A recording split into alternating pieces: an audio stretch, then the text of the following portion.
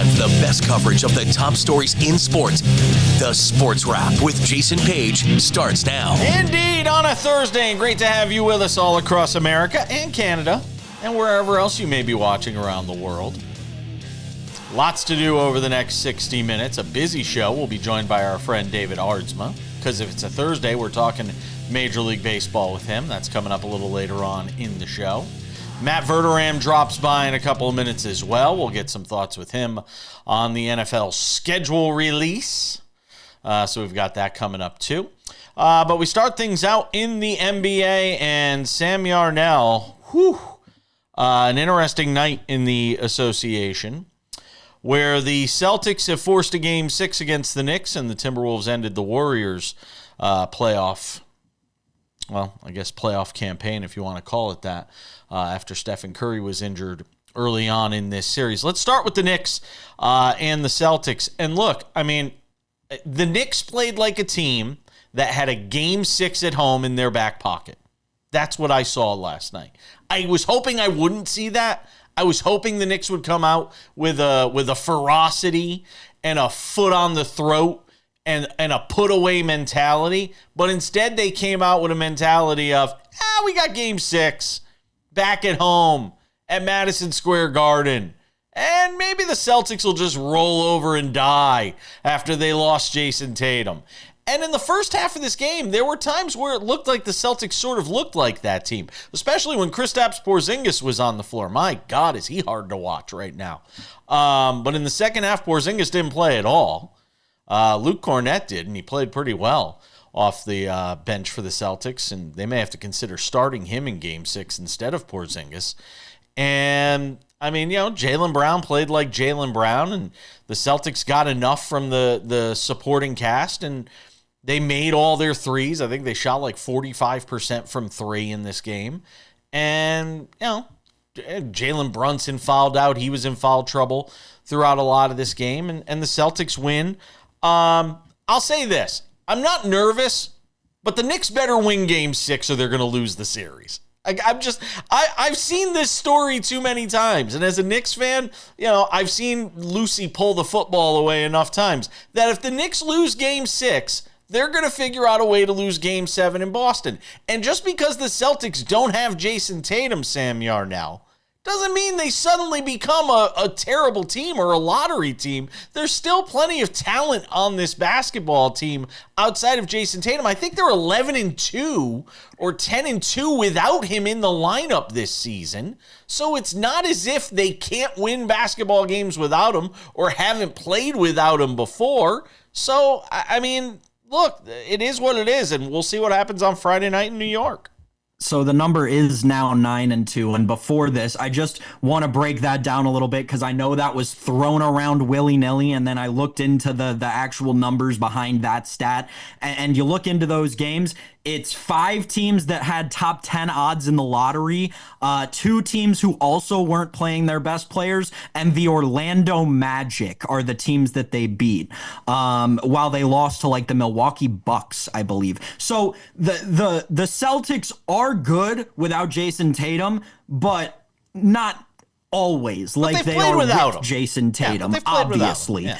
My concern now as a Knicks backer in this series is they let Derek White get hot last night. My goodness. They let Derek White get, and we know what Derek White can do when he gets hot in the playoffs, and he had not been hot yet this playoffs to this extent. So I now, as a Knicks backer in this series, am concerned with that because while the Knicks have the clutch player of the year in Jalen Brunson, who again now without Jason Tatum in this series, and even maybe with Jason Tatum in this series, I would say the Knicks have the best clutch time player and clutch time option in this series. I become a little bit more nervous that Game 6 can get away from you because, again, I think what the Celtics did last night, as you were saying, Jason, was almost reminiscent of what the Knicks did through Games 1 and 2 so successfully, right? It was that all right, we're just gonna kind of toy with you like a cat with a toy for a second, and then when we've got our chance late in the game, we're gonna pounce, and you're not gonna have another chance to come back. It's what the Celtics did to the Knicks last night, and once they pulled away, you saw the Knicks never had a chance again in that game.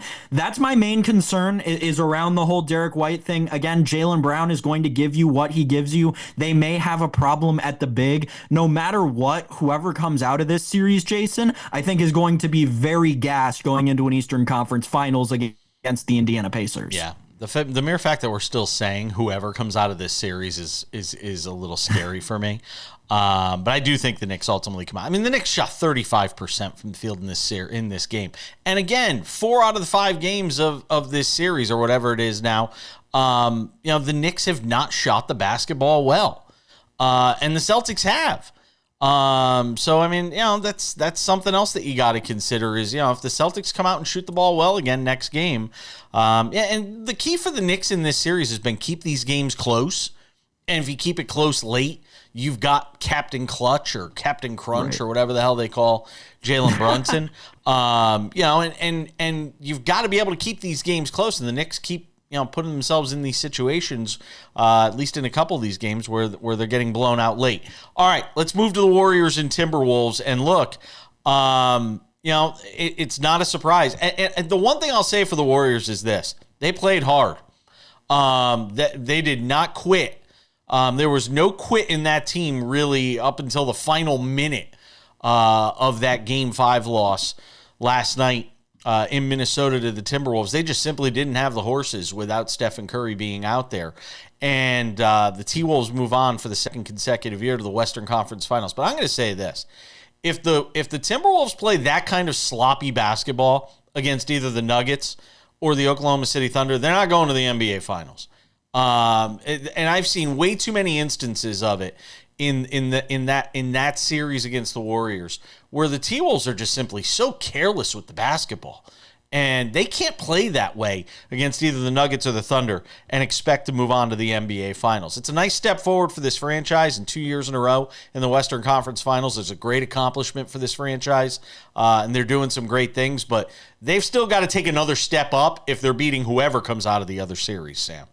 Yeah, so with regard to the Golden State thing, look, Jason and I both said it when Steph went down with the injury. They were going to have to get the most out of Jimmy Butler in every game if they wanted a chance in this series, and he went 4 for 11. It's as simple as that, and didn't make a single three-pointer. With respect to the Timberwolves, I agree with you, Jason, but I do think we got to respect them at a point where they've now been to the conference finals along with the Indiana Pacers 2 years in a row.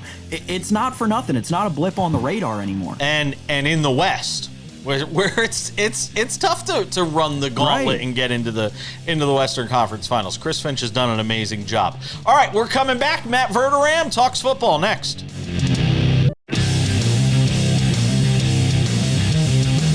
Welcome back to the show. One of the big highlights of the NFL offseason is the schedule release, which took place on Wednesday night. Teams get creative. They do all sorts of fun things. Every year they try to up their game. Last night was no exception. I'm still trying to catch up with everything that took place. That's why I'm bringing in this guy, Matt Verderame, SI NFL Insider, host of the Matt Verderame Show on Patreon as well. Hangs out with us on the program, and he's going to tell us everything we missed from schedule release night. The one thing I gather is we're going to see a lot of the Chiefs in primetime, Matt Verderame. What, like a record number of Chiefs games in primetime this year? Yeah, I think the NFL technically is saying it's 7, but it's really 8 because Thanksgiving, they play on Thanksgiving, and that doesn't technically count as a primetime game, which is ridiculous. It's probably the biggest primetime game they'll have all year long. Yeah, 8 of their games, it's the most ever, are slated for standalone. Why? And that doesn't include if they get flexed in, which I'm sure they will at some point. Why? Because they play the Cowboys on Thanksgiving, and the Cowboys will sit there and say they're America's team, but the team they're playing at this point has become America's team. Now, you could argue that America may hate them at this point to a large extent. They're going to play. I understand the NFL wanting the Chiefs on primetime. I mean, there's a million reasons that are obvious. I do think, though, there is such thing as too much of a good thing. And playing them to that extent on prime time, I mean, you get fatigued. It just becomes a point where it's no longer special to see Mahomes and Kelsey and all, the Arrowhead Taylor Stadium Swift and I mean, people are already exhausted by it. People are exhausted, but the Chiefs are inescapable. I know the Eagles won the Super Bowl last year. Have you seen an Eagles commercial? Like, nobody cares, right? And all due respect to the Eagles, they kicked the Chiefs' ass. But, like, nobody's sitting here going, man, got to see Jalen Hurts. Got to see that. Yeah, nobody, the entire thing is just the Chiefs, the Chiefs, the Chiefs, the Chiefs. And the league does drive that. I thought putting them on both Thanksgiving and Christmas was gratuitous. I felt like at that, like, what are we doing here? They got to be on both of them? Really? Yeah, it does. It does seem a bit gratuitous to me, and kind of an odd decision by the league. And it's not like they're coming off a third straight Super Bowl. It's coming off a year where they didn't win one. If they had won a third straight Super Bowl, then maybe I get the mentality of, hey, we want to highlight this record-breaking team, this once in a generation sort of team. But to do it after when it seems like some might want to argue, rightly or wrongly, they're on the decline, is kind of an odd move. I get that. I will say this. I do think it's weird because we're living in this era where we're coming off of the Patriots being ridiculous for 20 years, right? And like doing something that literally we've never seen. If the Patriots was just a normal dynasty, as if something like that exists, I think we would view the Chiefs as this team that we might never see again in terms of they're trying to win their 10th straight AFC West title. Mm-hmm. They are trying to get to their 8th consecutive AFC Championship game. They're trying to go back to the Super Bowl for the 6th time in 7 years. Like, somebody asked this question actually the other day. I thought it was really interesting. I never thought about it. They're like, if the Chiefs had won the Super Bowl last year, I think most people would have agreed they're the greatest team of all time. But they didn't win the game. They got killed in it. But if they win the Super Bowl this year, are they still the greatest team of all time? And I thought about it, and I was like, 3 and 4 years.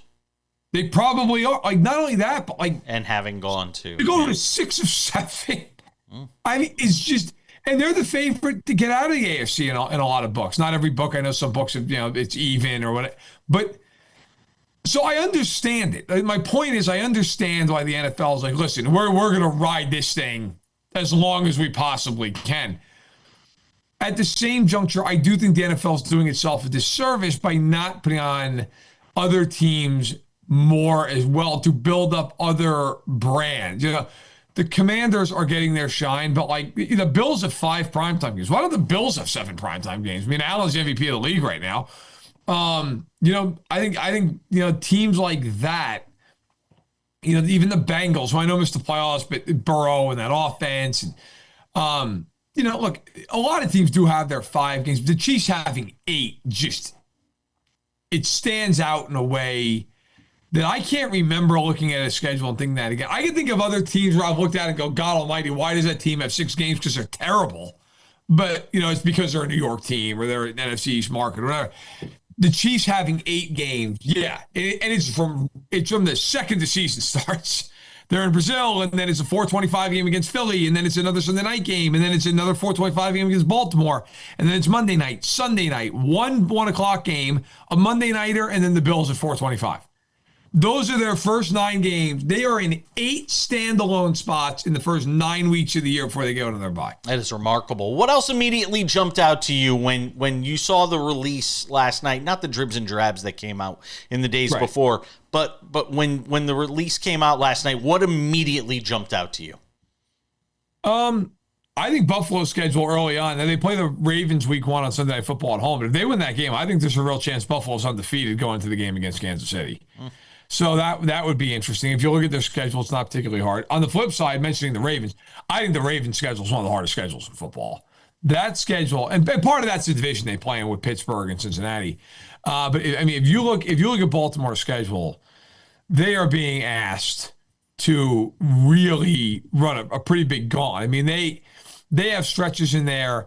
Their opening salvo, if you will. They have a week 7 bye. Before the bye, it's at Buffalo, okay, home to Cleveland. Detroit at home on a Monday night, short week to Arrowhead, home to Houston, home to the Rams. And then later in the year, they play the Bengals twice in 3 weeks with the Steelers in between those games. They're at Green Bay and at Pittsburgh to end the year. I thought their schedule was really difficult. I think Denver has a stretch this year where travel-wise, it's, listen, they play at the Colts week 2, at the Chargers week 3. Then they do come home for the Bengals. Then they go all the way across the country to Philly. Then they go out to London and they come back and they don't have a bye week. Like that to me was a lot, for a team that is trying to establish itself again and get back to the playoffs. So those are some of the things that stood out to me off the jump. All right. Matt Verderame's hanging out with us. SI.com, NFL Insider. He does a terrific job over there. Also, the Matt Verderame Show over on Patreon. Go and check that out. I got a couple other questions about the schedule to ask him about. Also, a couple of non-schedule related questions as well as we talk NFL on a Thursday edition of Sports Wrap.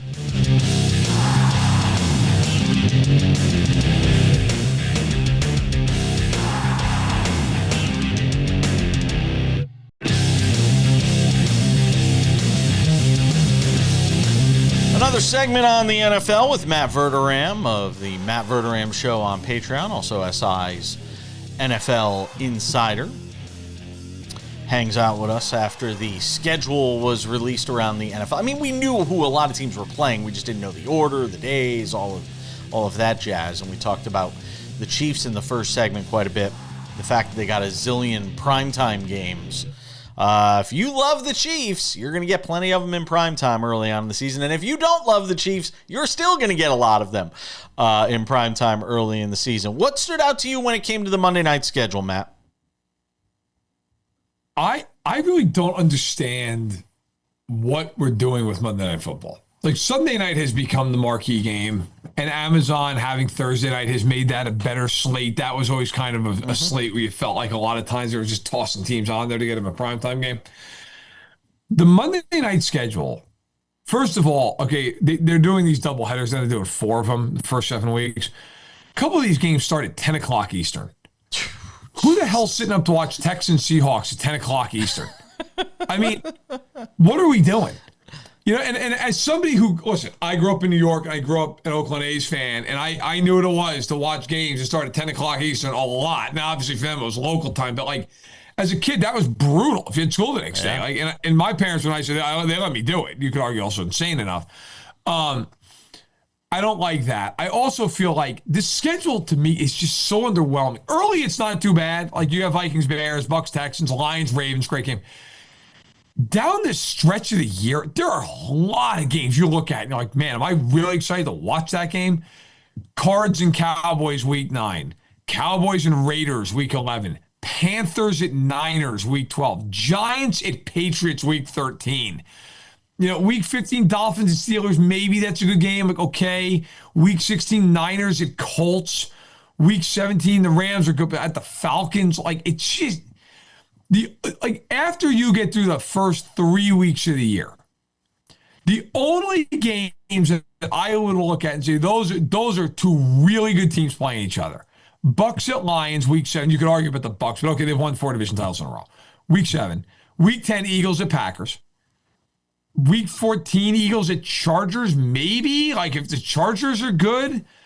But, like, I just feel like Monday Night Football used to be such a bastion of this is the game. This is the game that there's like 4 or 5 games total. And mind you, they're playing 4 doubleheaders. We're talking 21, 22 games that I'm actually excited to watch. Where a lot of these games, it's like, all right, I guess. I mean, it's on. It's football. I'm going to watch it. But, Yeah, I get where you're coming from. I looked at that, too, when I looked at the Monday night schedule. Not that anybody cares because the Giants aren't going to be very good this year, but it felt like you talk about toughest schedules in the league. The Giants feel like the Giants could be the worst team in football this year when you look at how hard their schedule is.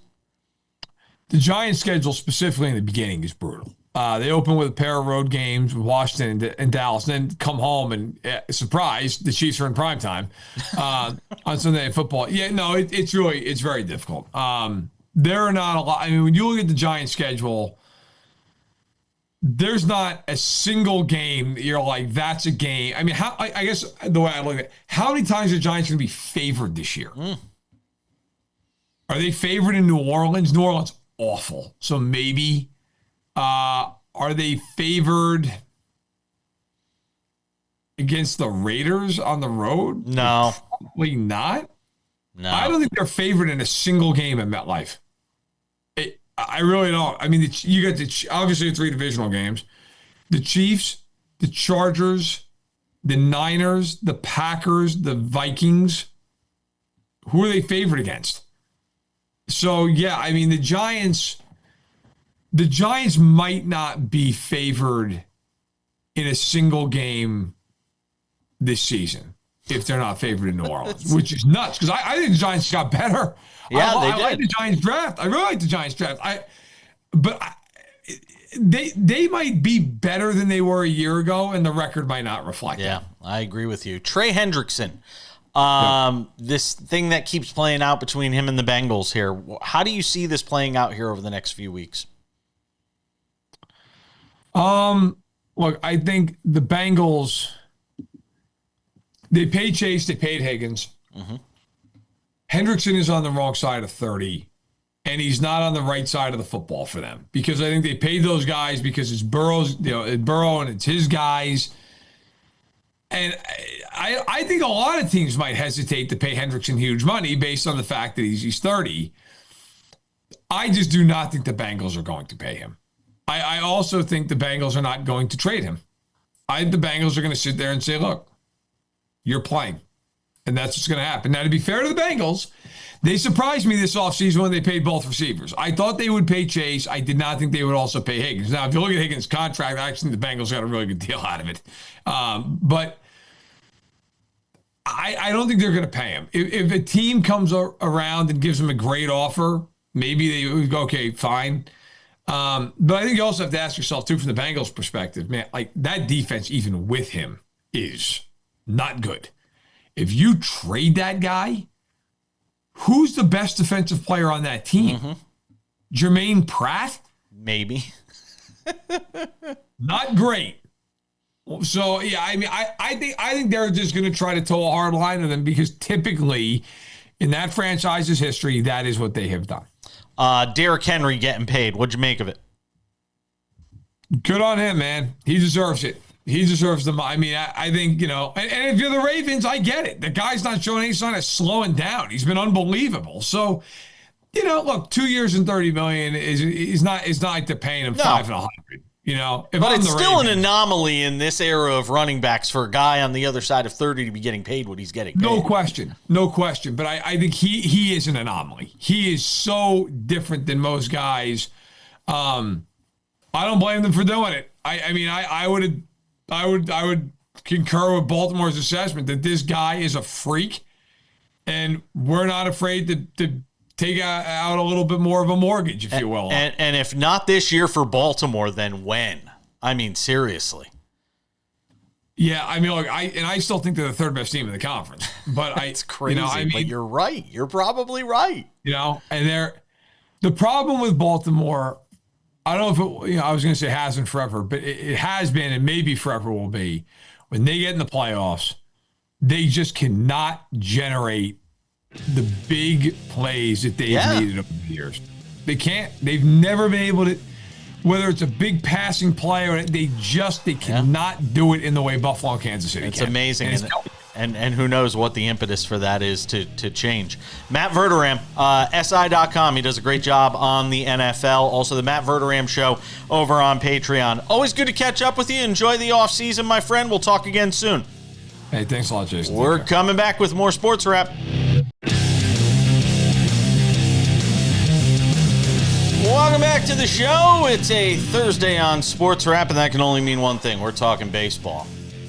In the midst of all this madness in the sports world, we're talking baseball with our man, David Aardsma, former big league reliever, our closer, hangs out with us on the program. All right, David. I think all conversations should start and end with Aaron Judge, who continues to do things that we're not used to seeing guys do. He leads in the Triple Crown right now: home runs, RBIs, batting average.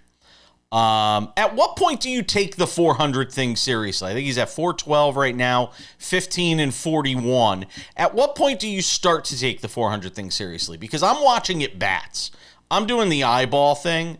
And from the eyeball thing, I take the 400 thing seriously because I'm watching at bats, and it's just so hard to get the guy out. That to me, that's the test that I'm looking at. I believe at this point, when we're almost exactly a quarter into the season, and when we're starting to see his batting average, yes, you'll have days where it's obviously going to go down and up, down and up. But when you have the days when it goes like to 409 and then back up to 412, that's when you're starting to see you have to take it serious. You have to have a conversation at least about it and have a real conversation. And right now, there's no doubt he is killing the ball. No one wants to be pitching to him. I'm amazed he's still getting pitches. And that's where I think it's going to end up hurting him at the end of the season, is when you're playing in games that really matter. Right now, you're 43 games in the season, so you kind of look at a loss as, okay, it's a loss. But when you're in August, September, you don't want to take a loss, and you can't take a loss with Aaron Judge at the plate. So I think that's when teams will start pitching around him. I think that's the dog days of summer, and you'll start seeing the batting average drop. But that's going to only because they're not going to give him enough pitches to hit. He's killing the ball. This is amazing what he's doing. 412 at this point of the season for a power hitter in today's day and age. Who does that? Like, who even does that? David, it feels to me in the pitching world this year, more than a lot of years in the past at the very least, maybe more than I can remember. We have renaissance pitchers left and right. There are so many guys completely remaking their careers through 43 games of this season, but now we're through 10 starts for most pitchers, right? So we actually have a solid workload that we can look back at and say, all right, look, this guy's got it this season. I'm talking about your Patrick Corbins, your Robbie Rays, these guys who have been bad in years past. Like Patrick Corbin, one of the historically bad pitchers of all time, has a 3.5 ERA with the Rangers after signing in like the last week of spring training this year. What have you seen throughout baseball in 2025 that could be contributing to all these guys turning their careers around so late in terms of their age? What's great, I saw a X. Do you call them X's or do you call them tweets still? Posts. I don't know. Posts on X. How's that? A post on X, perfect. That's not as fun anymore. But I saw one about Patrick Corbin and his career, and it's pretty funny that you can even do this in somebody's career. Is that within Democratic administrations, like he has had like a 4.5 ERA, and Republican administrations he has 3.5 ERA. But the problem is you're able to do it through 4 different administrations, and he's pitched that long in his career. I love it that we're able to do that. I love that these pitchers that are on the older side are still getting these opportunities to pitch. Where we went through a spot in Major League Baseball where we're starting to push veterans out the door, and for the younger players, younger contracts, just like they're throwing hard, they've got great stuff, so we have to sign them and get rid of the veterans. What we're seeing is that renaissance, exactly what you talked about. Where an older pitcher knows how to pitch, I think they've learned how to rejuvenate themselves as far as stuff and energy and life. And so they're able to go out there and get outs. I think what we're also seeing is hitters doing a lot better job of actually hitting at the plate and not just swinging at stuff as much anymore. And so that lends to the veterans being able to get out in the zone and be able to pitch 2 outs. And so we're starting to see maybe a balancing back out in baseball to where veterans coming back, pitchers aren't as crazy going out there and just striking everybody out, and hitting is coming back. The Rockies have made a change. They fire Bud Black. They bring in Warren Schaefer as the interim manager. Our buddy Clint Hurdle on the bench now as the bench coach in the interim as well.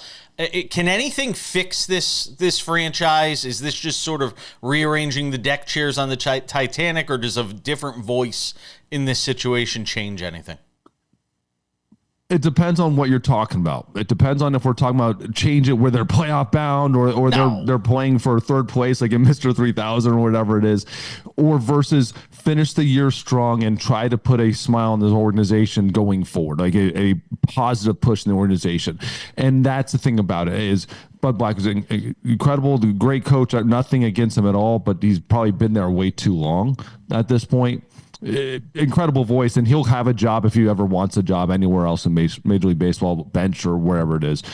But you need some younger life and some younger voices in that locker room, and without a doubt, where this organization is going, it's not good. So at the very least, cut it right now and start over and say, this is the day. This is the point in time where we change as an organization, and it's not somewhere you don't want to be, it's somewhere you want to be. Like, what does it mean to be a Rocky? What does it mean to be part of this organization? Start that culture right now from the very top, and you have to start building it from the bottom up, where you believe from the very bottom of the organization it actually means something to be a Rocky. And if you don't do that, they'll never get out of this hole. Yeah, and it seems like it seems so hopeless.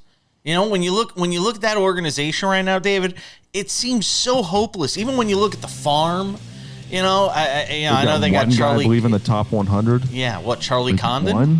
You know, I mean, there just doesn't seem to be a lot of hope there. All right, David's going to join us for one more segment. He said something as the season was starting about a certain pitcher that he had concerns about. And those concerns have come to pass. I want to ask him about that. We got more to do. Baseball on a Thursday with David Aardsma on SportsWrap.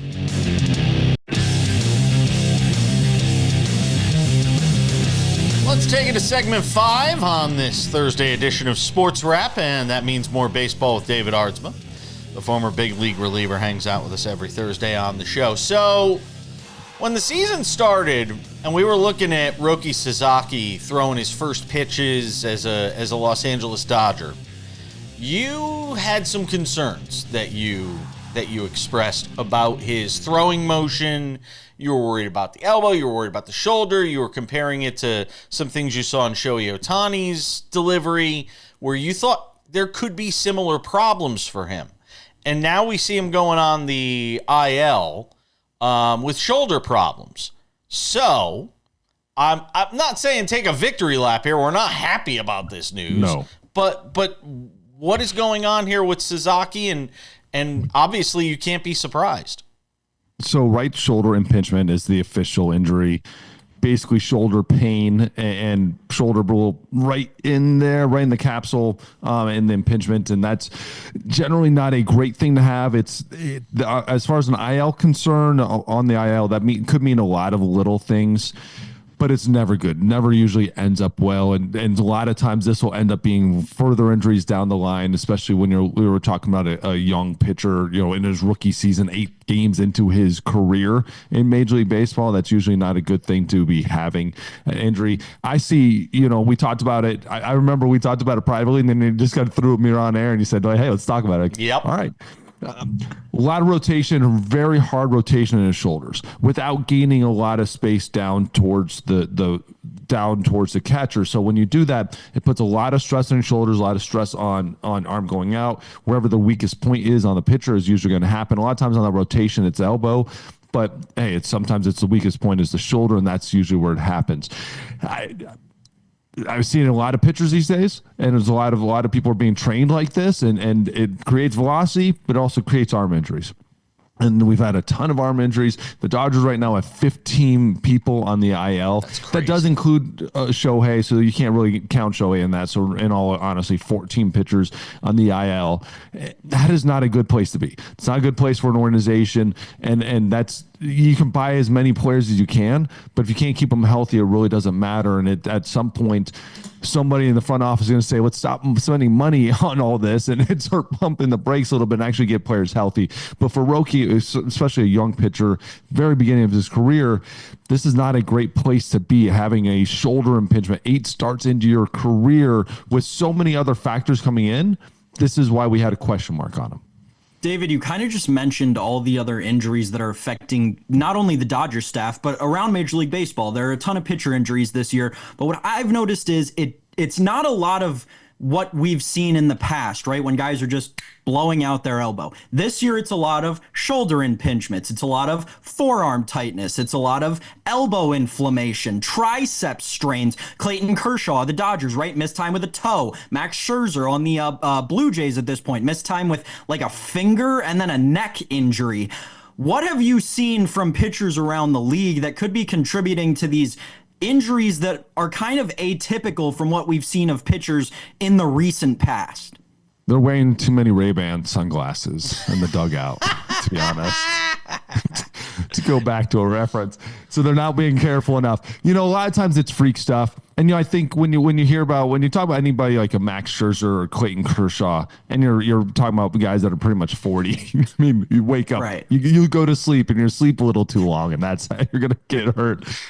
But yeah, we are seeing a lot of other things, though. A lot of impingements, a lot of elbow strains, a lot of other stuff. Those are the pre-signs that could be worse injuries. And those are a lot of times in the past we've had to pitch through. You pitch all the way through that until something happens, until something blows out, especially with elbows. People will say if you see an MRI and the elbow's kind of going, just keep going, keep pitching. It's going to blow or not. And that's really it. So you put up with it. So sometimes these injuries are always there. It's just in today's game, we can catch it, put them on the IL differently. It's easier to make moves than it's ever been. And so in the past, sometimes they say, how bad does it hurt? Like, let's go. Let's get back on that mound and pitch. Where in today's day, they want to make that change. They want to bring in that rookie up and get somebody in there as fast as possible. Where in the past, we kind of had to just get through it. It's interesting. Last thing, we only got a couple of minutes left, but we talked about the Bud Black thing earlier. Derek Shelton obviously also getting canned by the Pirates. And then Paul Skeens kind of came out and said, in other words, we suck. Someone had to be held accountable. Give me your thoughts on a guy in his second year coming out and saying, yeah, that manager pretty much deserved to be fired. Well, I'll say this, and I'm going to give Paul Skeens some credit. They cut the quote off a little early. And what he said was, it sounded bad. It sounded like somebody deserved to get fired. That's exactly what it sounded like. The very next line was, and we weren't doing our part to help him out. And that's where they cut him off. And I kind of feel really bad for him. He's probably gotten a lot of slack for that, made him look really bad. He said the quote, and they're going to run with it. And then he said the right quote was, we weren't doing our part on the field. And that's the part. It's neither one of their faults. It's that he was going to get fired no matter what, just because of the way the team is put together. And we knew this in the offseason. We knew it so early on. This team was not built for the playoffs. They weren't built to even sniff the Cubs, let alone the Brewers, who were getting worse, or the Reds, who are getting better. They're not necessarily playing like it right now, but they're generally getting better as an organization. But this team was destined to lose. And it's hard as a manager to sit there and look at that and then go, okay, unless we pull a miracle, I'm fired. And that's the end of the day. That's what he gets. Not featured in these two segments, the Detroit Tigers, but they should be. They're playing really well right now. Red Sox bullpen imploding the last two nights. Javi Baez having a resurgence. Tigers beat the Red Sox last night 6-5. Hey, David, always appreciate you, my friend. Thank you for having me. We're coming back. Wrap it up with some hockey next. All right, just about time to put the wraps on this baby. But before we do, a couple of reminders. First, make sure to subscribe to the Sports Wrap with Jason Page podcast. Available on all your favorite podcasting platforms each and every day. Spotify, Apple Podcasts, YouTube Podcasts, iHeartRadio, TuneIn, Odyssey, Amazon. Anywhere you get a podcast, you can listen to this show on your way into work or on your way home from work. Each and every day it's available early afternoons, Monday through Friday. Make sure to go and check that out. Also, you can watch the show on television, cable, broadcast, streaming, but you can also watch the show over on Spotify and our YouTube channel, the Sports Wrap with Jason Page YouTube channel. Go and subscribe to that today. We also have Sports Wrap Shorts on that YouTube channel.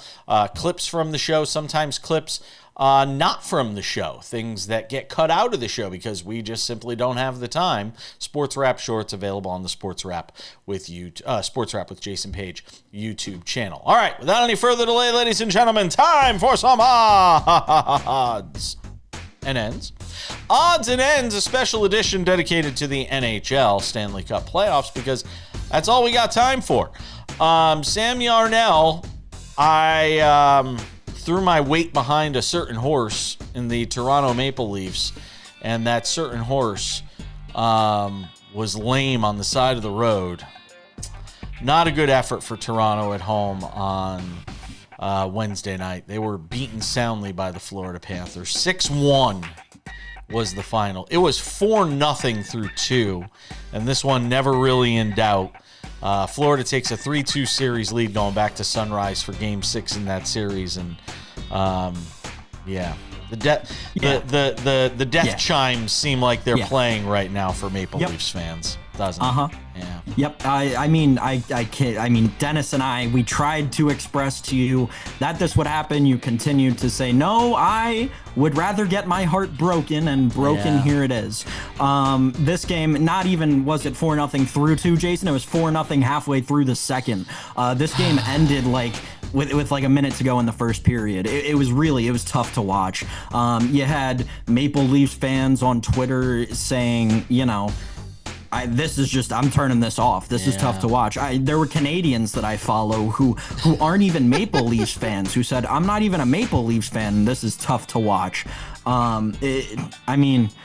A series has never been more over without being over than this one is right now. Come on, Maple Leafs, show up for Game 6. Let's go. It would be the shock of a lifetime if the Maple Leafs can even get one and force a Game 7. Force this thing to a Game 7 back at home. The best 2 words in all of sports. Game 7. Show some spunk. Show some heart. Get a win on the road. That's the thing. It's